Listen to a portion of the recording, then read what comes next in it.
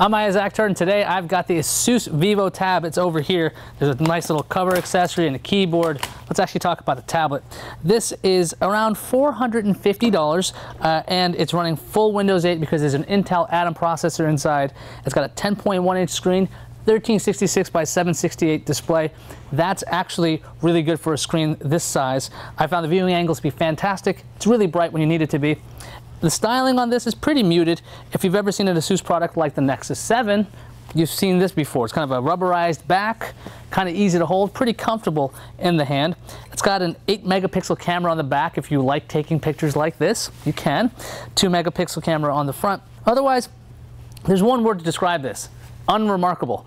There's a bunch of tablets like this in the space right now, so there's really no reason to say, oh, this is the one you should get, because there's a lot of tablets like this. As this device is under $500, what you're going to get here is a pretty standard experience. You're not going to have this as your workhorse machine.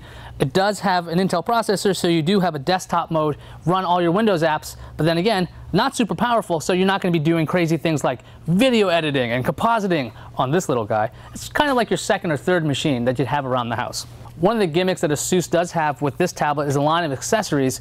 They have this keyboard, which actually is magnetic. It goes to the front of that, and they have this cover, this origami-like cover. So I'm going to attach this easily, right, because it's magnetic. And it all kind of holds itself together like this, in like a little sandwich kind of deal. So what you do with the cover is you try to shape it so you can hold this screen up.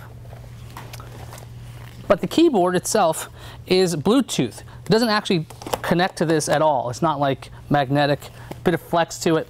The travel on the keyboard, a little shallow for my liking, but very good. So the pros for this device: it's comfortable. I find it pretty comfortable in the hand. It's light.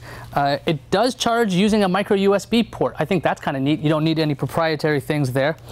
On the cons, like I said, somewhat unremarkable in styling. It's not exactly a leader in any class, and it does come with some buggy software from ASUS. The ASUS camera is laughably slow. You can hit the shutter button, and then you wait, and you wait, and you wait. And then after 2 or 3 seconds, it does take a picture. You're better off using the built-in camera app from Microsoft.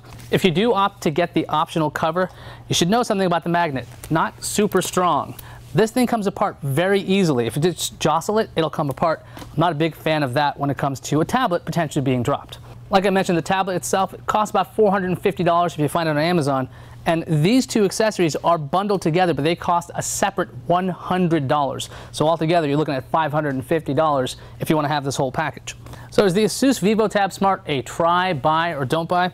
It's definitely a try. If you're looking for a workhorse machine, this isn't it. But if you're looking for a second PC to have around the living room, this is pretty good. I'm Iyaz, and this was the ASUS VivoTab Smart.